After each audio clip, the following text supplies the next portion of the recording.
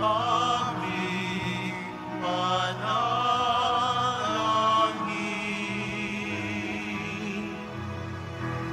Lagi makinig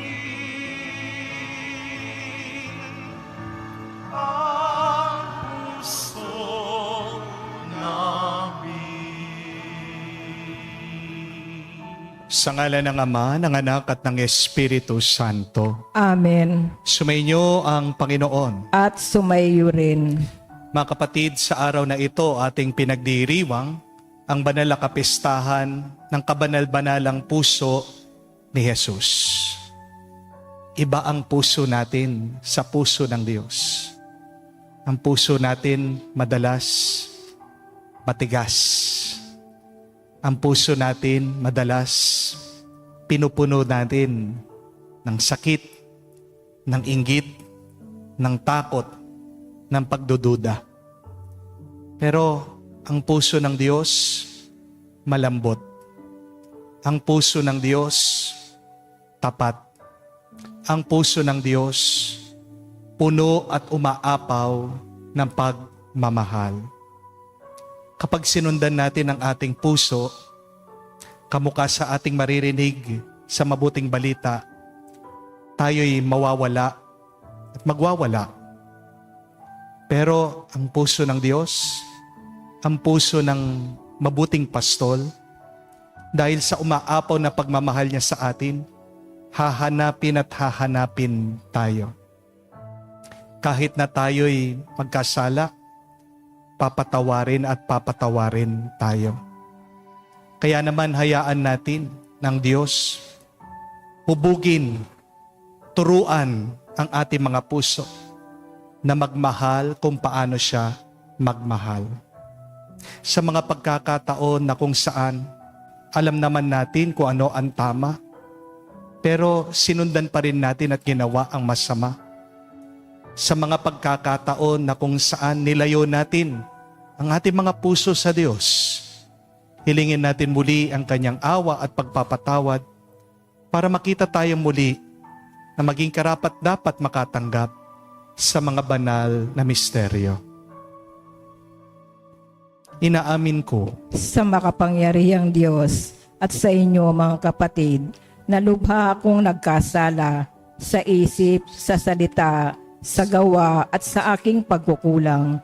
Kaya isinasamo ko sa mahal na Birheng Maria, sa lahat ng mga anghel at mga banal, at sa inyo mga kapatid, na ako ay ipanalangin sa Panginoong ating Diyos. kaawaan tayo na makapangyarihang Diyos, patawarin tayo sa ating mga kasalanan at patnubayan tayo sa buhay na walang hanggan. Amen.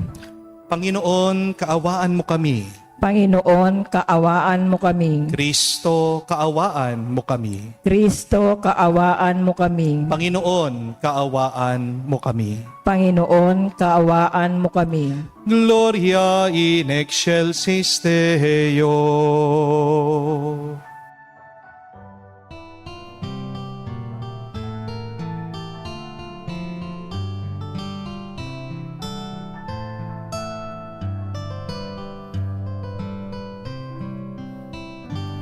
Luwalhati sa Diyos sa kaitaasan, kaloob sa lupa ay kapayapaan. Pinupuri ka at ipinandarama, sinasamba ka dahil sa dakila mong kalwalhatian. Panginoon naming Diyos, Hari ng langit, Amang makapangyarihan, Panginoong Jesucristo, bugtong na anak ng Diyos, Kordero ng Ama. Ikaw na nag-aalis ng mga kasalanan ng sanlibutan. Tanggapin mo ang aming kahilingan, ikaw na naluluklok sa kanan ng Ama. Maawa ka sa amin, ikaw lamang ang banal, Panginoong Jesucristo, kasama ng Espiritu, sa luwalhati ng Ama. Amen. Amen. Amen. Amen. Manalangin tayo. Ama naming makapangyarihan, ipagkaloob mo sa pagpaparangal namin sa puso ng anak mong minahal. Ngayon ginugunita namin ang kanyang pag-ibig na aming pinakikinabangan. Kami naway pagindapating madaluyan na nag-uumapaw na batis na mga biyayang iyong bigay sa pamagitan ni Jesucristo kasama ng Espiritu Santo magpa sa walang hanggan. Amen.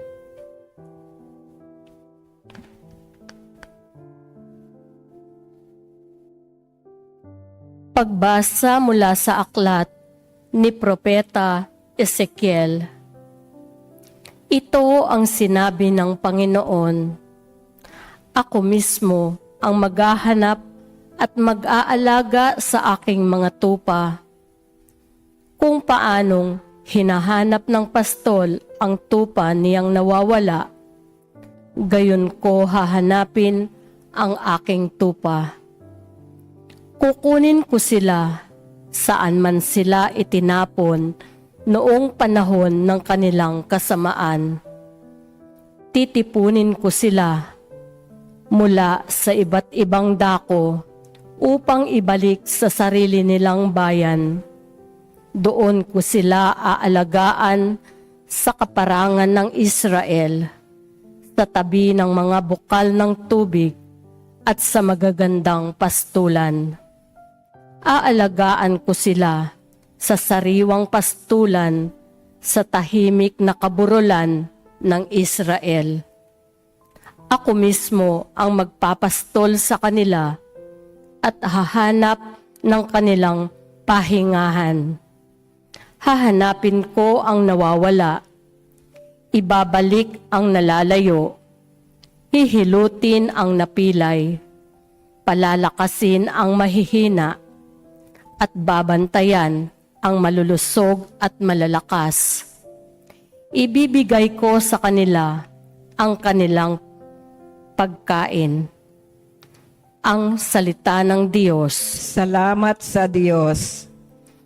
Pastol ko'y Panginoong Diyos, hindi ako magdarahop. Pastol ko'y Panginoong Diyos, hindi ako magdarahop. Panginooy aking pastol, hindi ako magkukulang. Ako'y pinahihimlay sa mainam na pastulan at inaakay niya ako sa tahimik na batisan. Binibigyan niya akong bagong kalakasan. Pastol ko'y Panginoong Diyos, hindi ako magdarahop. At sang-ayon sa pangako na kaniyang binitiwan, sa matuwid na landasi, doon ako inaakay, kahit na ang daang iyo'y tumatahak sa karimlan. Hindi ako matatakot, pagkat ika'y kaagapay, ang tungkod mo at pamalo, ang gabay ko at sanggalang. Pastol ko'y Panginoong Diyos, hindi ako magdarahop. Sa harapan ng lingkod mo, ikaw may handang dulang. Ito'y iyong ginagawang nakikita ng kaaway. Nalulugod ka sa akin, na ulo ko ay langisan, at pati na ang kalis ko ay iyong pinaaapaw. Pastol ko'y Panginoong Diyos, hindi ako magdarahop. Tunay na ang pag-ibig mo at ang iyong kabutihan, sasaakit tataglayin habang ako'y nabubuhay. Doon ako sa templo mo, lalagi at mananahan. Pastol ko'y Panginoong Diyos, hindi ako magdarahop.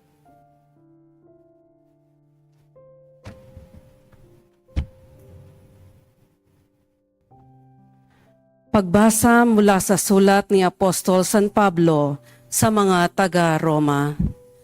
Mga kapatid, ang pag-ibig ng Diyos ay binuhos sa ating mga puso sa pamamagitan ng Espiritu Santo na ipinagkaloob na sa atin.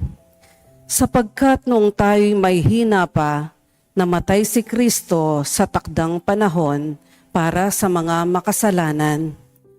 Mahirap mangyaring ialay ni numan ang kanyang buhay alang-alang sa isang taong matuwid, bagamat maaaring may mangahas na gumawa nito alang-alang sa isang mabuting tao. Ngunit ipinadama ng Diyos ang kaniyang pag-ibig sa atin nang mamatay si Kristo para sa atin nung tayo'y makasalanan pa. At ngayoy napawalang sala na tayo sa pamamagitan ng kaniyang dugo, lalo nang tiyak na maliligtas tayo sa poot ng Diyos sa pamamagitan niya. Dati tayo'y mga kaaway ng Diyos, ngunit ngayon, tinatanggap na niya tayong mga kaibigan, alang-alang sa pagkamatay ng kaniyang anak. Kaya tiyak ang pagkaligtas natin sa pamamagitan ng pagiging buhay na Kristo. Hindi lamang ito, nagagalak tayo'y nagpupuri sa Diyos sa pamamagitan ng ating Panginoong Hesukristo, sapagkat dahil sa Kanya ay tinanggap tayo ng Diyos na mga kaibigan niya. Ang salita ng Diyos. Salamat sa Diyos.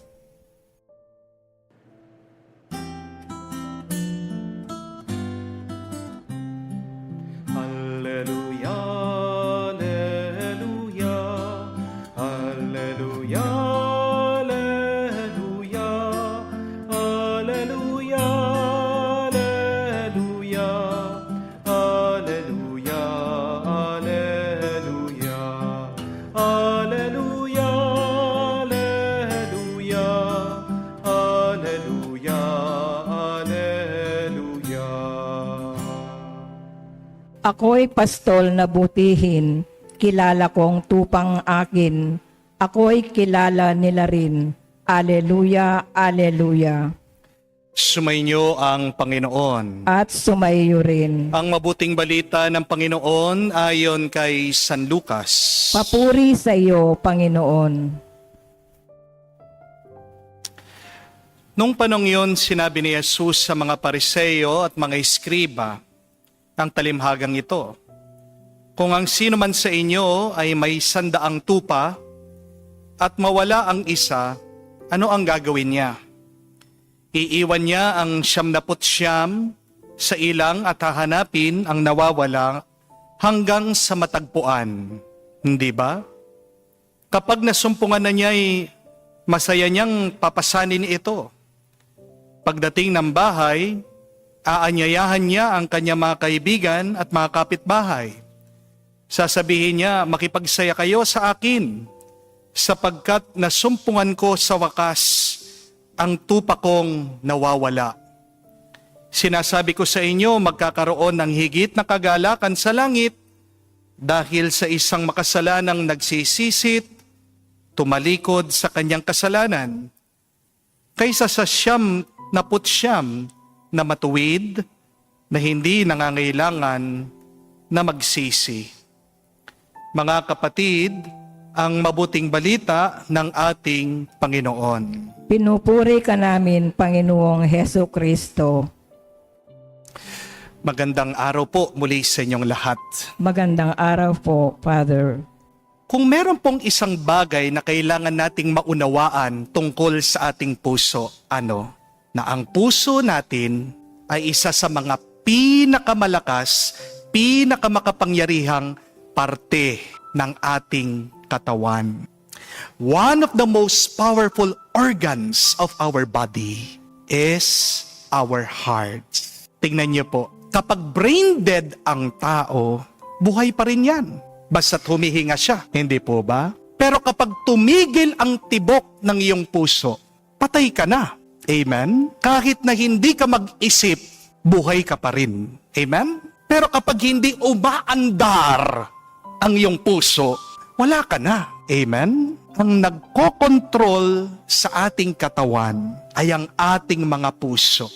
Hindi ang isip mo. Your heart controls your body, not your mind. Pansinin niyo po ito. Kapag nahihirapan kayo, anong sinasabi ng isip mo? Tumigil ka na, sumuko ka na, hindi mo kaya yan. Okay lang yan, nauunawaan naman ng ibang tao. Pero kapag gusto ng puso, matatalo ang isip ng tao. Your heart moves you. Your heart dictates the direction of your life. Amen? Mas malakas pa rin ang puso kesa sa isip. Kahit na merong paglalaban ang isip at puso, sino po sa tingin nyo ang mananalo?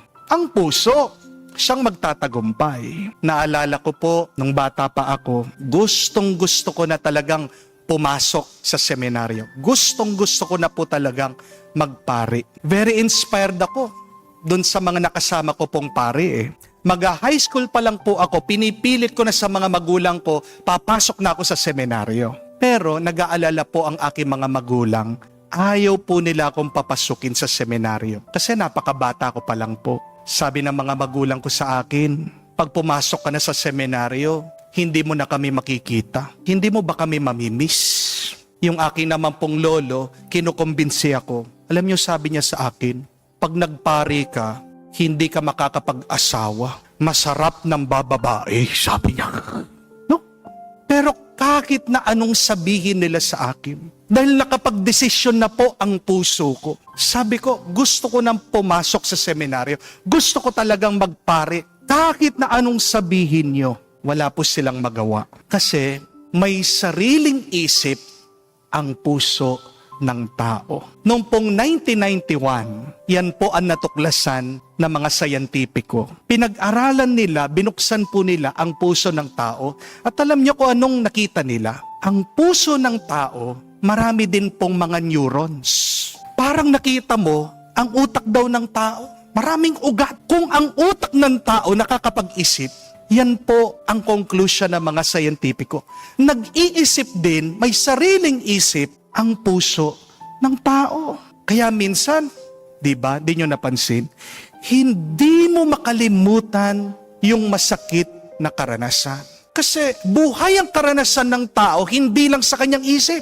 Lalong-lalo na bumabalik yung naranasan natin dito sa ating puso at damdamin. Nagtatagal yung ating alaala, lalong-lalo na kung meron tayong emosyon dyan, kung meron tayong naramdaman dyan. Kaya nga, yung mga may trauma, ang hirap po na maghilom dun sa masakit na kahapon. Kasi hindi lang kailangan gamutin kung ano ang tumatakbo dito sa isip. Kailangan bigyan din ng lunas yung nararamdaman dito sa puso.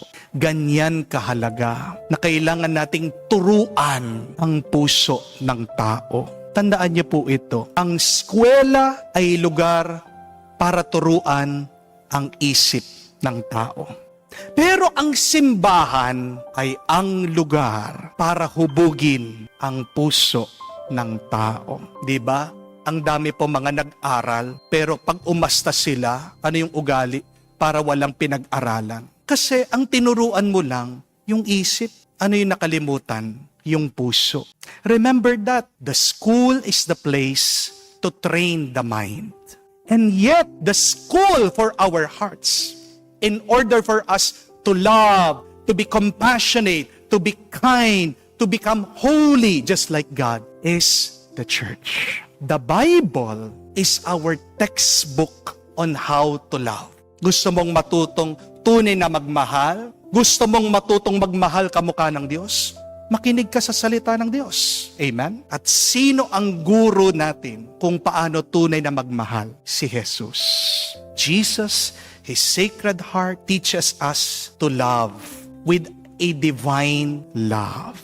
Kapatid, mahirap na hayaan mong mag-isip mag-isa ang puso mo. Kung susundan mo ang puso mo, mawawala ka. Parang ang binabanggit ng ating Panginoon sa Ebanghelyo, ang tupa na nawala. Kailangan nating bumalik. kailangan nating manatili sa ating Panginoong Hesukristo na nagsasabi, "Learn from me, for I am meek and humble of heart." Tingnan niyo yung sinabi niya, matuto kayo sa akin dahil ang aking puso ay mapagkumbaba.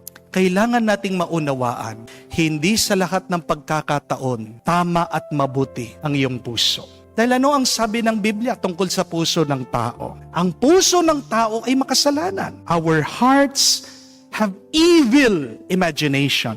You will read that in Proverbs chapter 6, verse 18. Sabi niya, a heart that devises wicked imaginations. Ano yung mga naiisip niyo kapag mag-isa kayo? May matanda po akong parokyanos. Palagi niya akong kinakausap, sinasabi niya, "Father, ang dami kong masasamang iniisip. Natatakot po ako, nag-aalala po ako, kinakabahan ako." Pero wala naman talaga siyang problema eh. Itong matandang ito, tapos na po yung mga anak niya, napag-aral na niya. Yung iba naka-abroad, ang ganda na kanilang bahay, di naman siya napapabayaan, inaalagaan ng mga apo niya, pinapakain siya, may pension siya, may pera siya. Saan nagmumula yung masamang iniisip niya? Wala dito sa utak, kung hindi dito sa puso. Ang nilalabas minsan ng puso mo, masasama. Pangalawa, sabi po ng Biblia, mapaglinlang ang puso ng tao. The heart is desperately wicked and deceitful. Mababasa niya po yan, sabi ni Propeta Jeremiah, chapter 17, verse 9. The heart is deceitful above all and desperately wicked. Kaya mag-ingat po kayo kapag sinasabi niyong, follow your heart. Bago mo sundan ang puso mo, kapatid, sundan mo muna ang Diyos. Wala naman po sinabi si Jesus sa atin na sundan natin ang ating puso. Di po ba? Ano po ang utos palagi ni Jesus? Sumunod kayo sa akin. Bago mo sundan, ano ang sinasabi ng puso mo? Ang tanong, ang puso mo ba nakasunod sa Diyos? Dahil kapag sinundan mo ang iyong puso na hindi nakasunod sa Diyos, makikita mo, mararanasan mo, mapapagod ka lang, magsasawa ka, at mapapasama ka. Amen? Ang pinakamabisang paraan para po magbago, maturuan ang ating puso ay ano? Hindi lang yung makinig tayo palagi sa Diyos, pero kailangan balutin natin ang ating puso sa panalangin. Dahil tandaan niyo po, ang panalangin ay pakikipagpalitan ng puso sa Diyos. When you pray, you exchange hearts with God. When you pray, do not just allow your lips to move. Allow your hearts to move towards God. When you pray, open yourself to God. Accept a new and clean heart from God. Yan ang tunay na pagdarasal at pananalangin. Kailangan wag tayong magsawang magdasal at manalangin. Kasi ang puso ng tao, kamuka sa isip natin, kamuka sa ating ulo, may katigasan. Di po ba? Paano mo mapapalambot ang matigas na puso? Huwag mong titigilan. Unti-untiin mo. May proseso dapat. Bigyan mo ng oras at panahon. Pahawak mo sa Diyos. Amen? Ngayon pong kapistahan ng banal na puso ni Jesus, minsan pa, ilapit natin ang ating mga puso sa Kanya. Hindi naman lahat na lumalabas sa puso mo, kapatid, mabuti. Aminin mo yan sa Diyos. Hindi naman lahat ng laman ng puso mo ay maganda. Marami sa atin hanggang ngayon ay sakit ang kanilang puso. Sakit ng puso physically, emotionally, spiritually. Amen? Sinong makakapagbigay ng lunas? Sinong makakagamot dyan? Sinong makakapaghubog at turo sa puso mo? Walang iba kung hindi ang Diyos lamang. Maaaring ang mga doktor ayusin ang iyong puso. Maaaring bigyan ka pa ng pacemaker. Pero tanging si Jesus lang ang ating peacemaker. Amen? Kung gusto mong maging malakas ka, matatag sa iyong buhay, kailangan maging malakas at matatag ang iyong puso. Sinong magpapalakas sa atin? Hindi natin kaya na tayo lang. Dahil tao lang tayo. Amen? Pero walang imposible pagdating sa Diyos. Lalakas ka, bubuti ka, lulusog ka kung magpapatulong tayo sa Diyos, kung ibibigay mo ang puso mo sa Kanya. Kaya itong ating ipagdasal at sabihin, sa araw na ito, ating ipanalangin. Banal na puso ni Jesus, turuan mo kami, kaawaan mo kami, gabayan mo kami, pagpalain kami araw-araw. Bigyan mo kami ng isang bago at malinis na puso ngayon at magpakailanman. Amen. Tumayo po tayo. Makatatawag tayo sa ating Ama na may pagtitiwala sapagkat pinuksan niya sa atin ang kanyang puso dahil kay Kristo. Ating sabihin, Panginoon, dinggin mo kami. Panginoon, dinggin mo kami.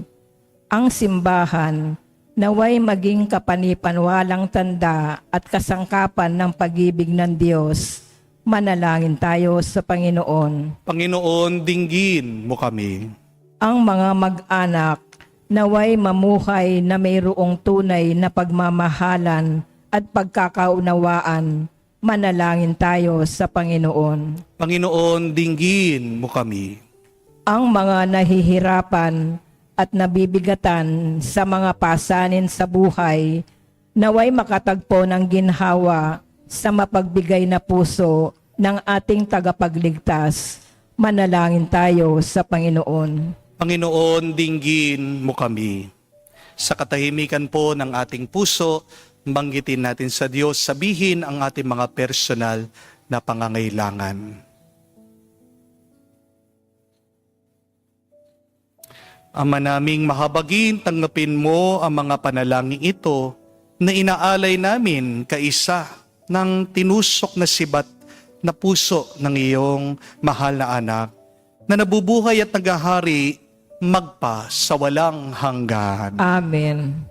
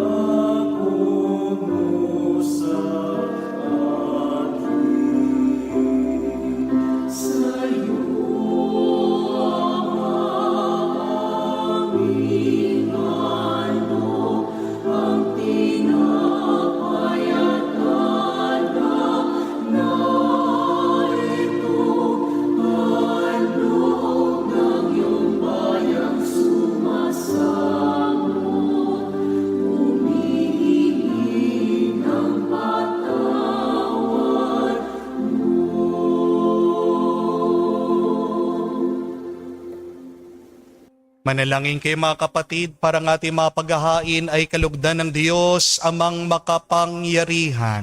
Tanggapin nawa ng Panginoon itong paghahain sa iyong mga kamay sa kapurihan niya at karangalan sa ating kapakinabangan at sa buong sambayanan niyang banal. Ama naming lumikha, tunghayan mo ang di malirip na pag-ibig ng anak mong pinakamamahal upang sa pagpapatawad ng aming mga kasalanan ay inihahain namin na maging kalugod-lugod na mga alay sa pamagitan ni Jesucristo kasama ng Espiritu Santo magpa sa walang hanggan. Amen. Sumayin niyo ang Panginoon. At sumaiyo rin. Itaas sa Diyos sa inyong mga puso at diwa. Itinaas na namin sa Panginoon. Pasalamatan natin ang Panginoong ating Diyos.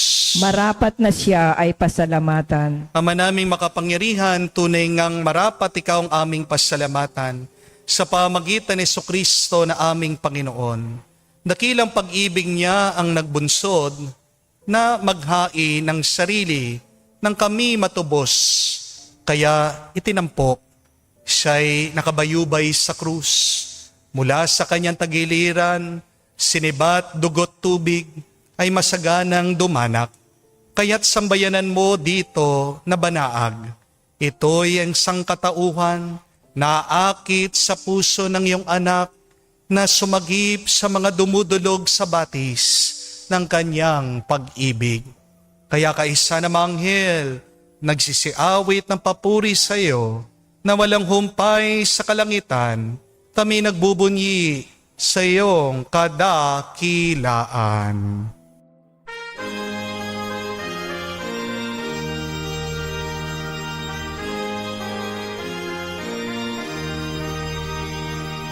Santo, Santo, Santo, Panginoong Diyos ng mga hukbo. Napupuno ang langit at lupa ng kadakilaan mo.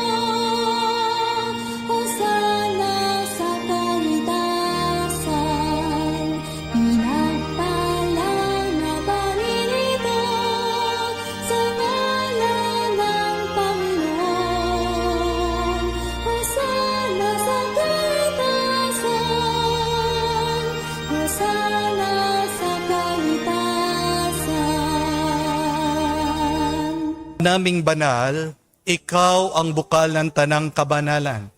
Kaya't sa pamagitan ng iyong espiritu, gawin mong banal ang mga kaloob na ito, upang para sa amin maging katawan at dugo ng aming Panginoong Heso Kristo. Bago niya pinagtiis ang kusang loob na maging handog, hinawakan niyang tinapay, pinasalamatan kanya. Pinaghati-hati niya iyon, inabot sa kanya malagad at sinabi, tanggapin ninyong lahat ito at kanin. Ito ang aking katawan na ihahandog para sa inyo.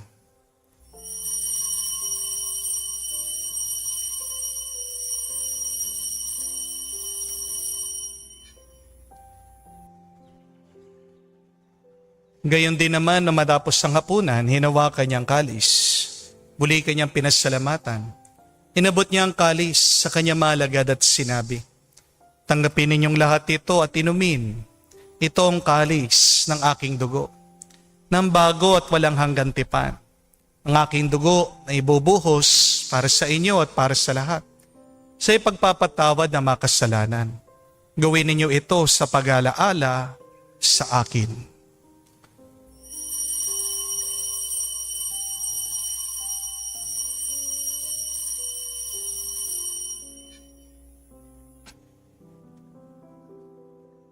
Ang misteryo ng pananampalataya.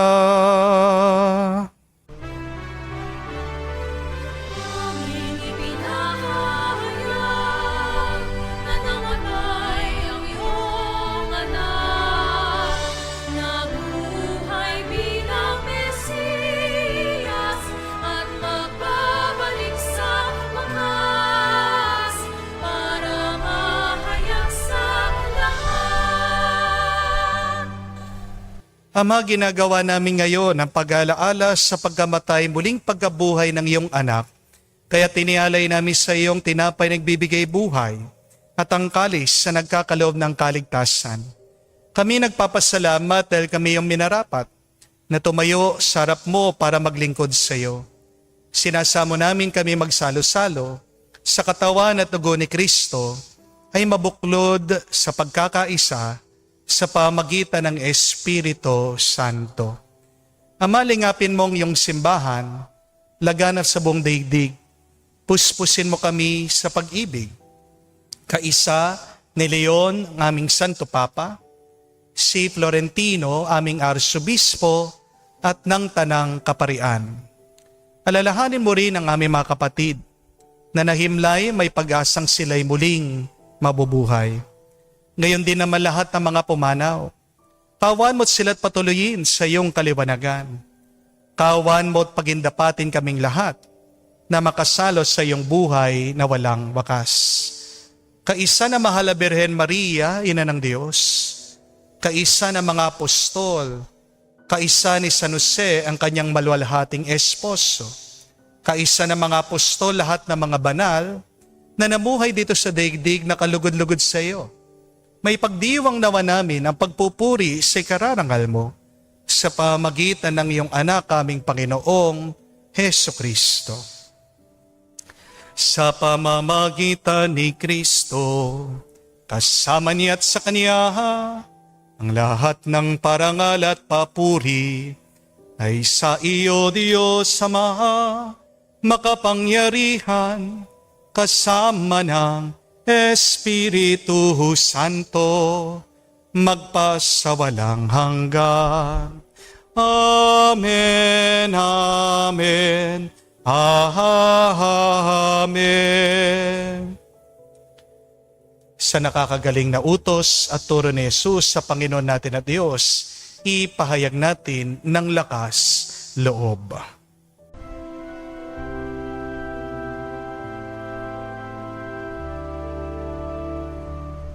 Ama namin, sumasalangit ka, sambahin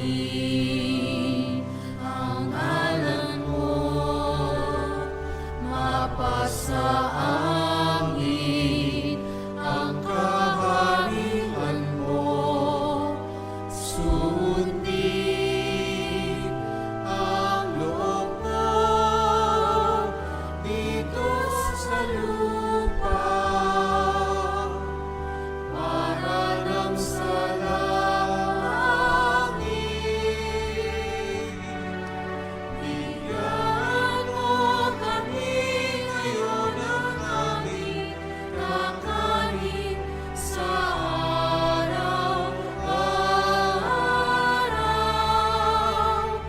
At patawarin mo kami sa aming mga sala para ng pagpapatawad namin sa nagkakasala sa amin.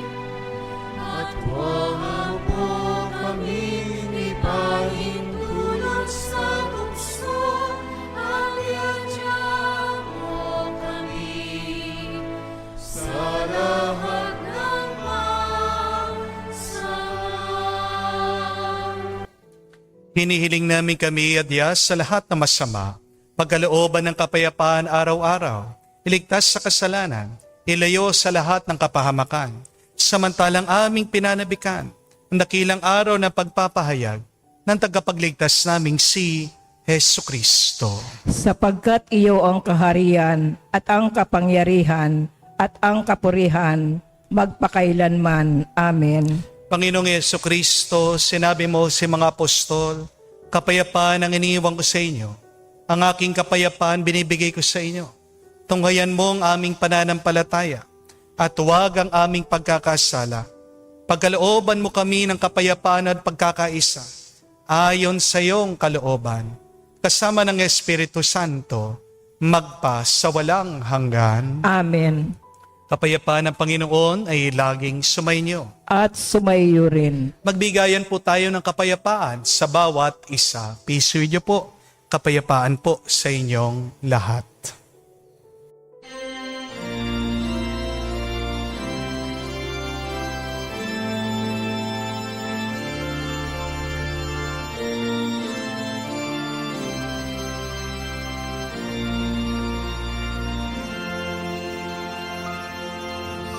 Cordero ng Diyos na nagalis ng mga kasalanan.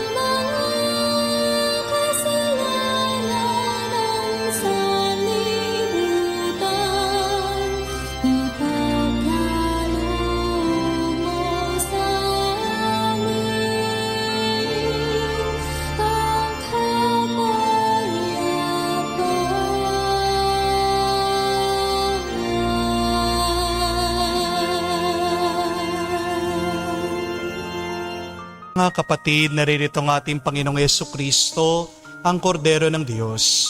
Siya nag-aalis sa mga kasalanan ng sanlibutan. Mapalad tayong lumalapit sa piging ng Kordero. Panginoon, hindi ako karapat-dapat na magpatuloy sa iyo, ngunit sa isang salita mo lamang ay gagaling na ako.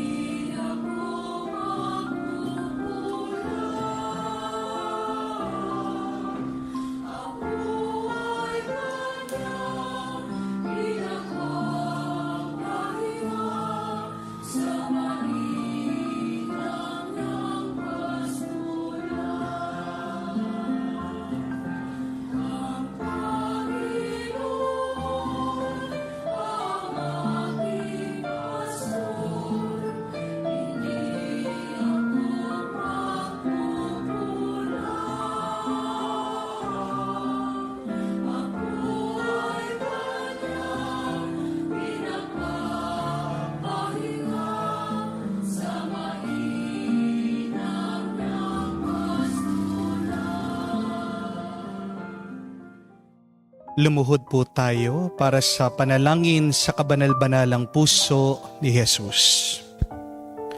Jesus, Diyos ko, iyong nasabi humingi at kayo'y bibigyan. Maghanap at matatagpuan ninyo. Kumatok at bubuksan ang pinto para sa inyo. Tungayan mo po ako nakaluhod sa may paanan mo, napupuno ng buhay na pananampalataya at tiwala sa iyong mga pangakong pinabatid ng iyong kabanal-banalang puso at sinambit ng iyong mga labi. Narito po ako upang hilingin ito. Sa katahimikan po ng ating puso, sabihin natin sa Diyos ang ating mga personal na kahilingan.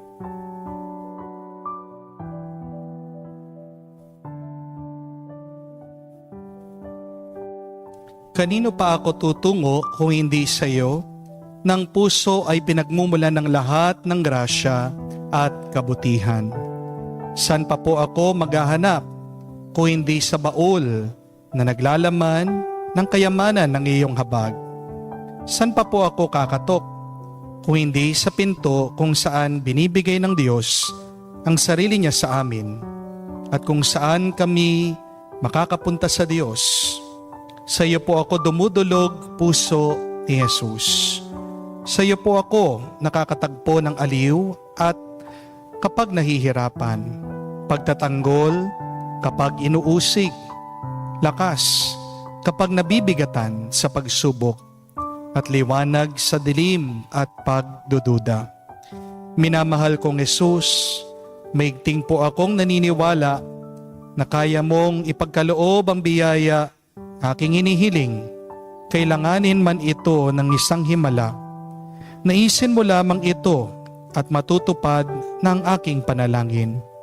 Naamin kong ako'y hindi karapat-dapat sa iyong mga biyaya, ngunit hindi ito dahilan para panghinaan ako ng loob. Ikaw ang Diyos ng habag at hindi mo tatanggihan ang isang pusong nagsisisi. Tignan mo na wapo ako na may habag at mababatid ng iyong puso ang aking mga kasiraan at kahinaan, ang dahilan upang pagkalooban ang aking mga panalangin. O banal na puso, anuman ang iyong pasya sa aking hiling, hindi po ako titigil na sambahin, ibigin, purihin at pagsilbihan ka. Jesus ko, Kalugod mo nawan tanggapin, pagsasagawa ko ng ganap na pagsang-ayon sa mga atas ng iyong ibig-ibig na puso. Ang aking tunay na hinahangad na matupad kasama ng iyong sanlilikha magpakailanman. Kabanal-banalang puso ni Jesus, alam ko may iisang bagay na hindi mo kayang gawin, mawala ng habag sa mga naghihirap o nababalisa. Tignan mo po ako, nagmamakaawa po ako. Minamahal kong Jesus, ipagkaloob mo ang grasyang aking inihiling sa iyo sa pamagitan ng kalinisin-isang puso ng iyong madalamhating ina. Pinagkatiwala mo ako sa kanya bilang kanyang anak at ang kanyang mga panalangin ay makapangyarihan sa iyo. Amen. Kabanal-banalang puso ni Jesus, maawa ka sa amin. Kalinisin-isang puso ni Maria, ipanalangin mo kami.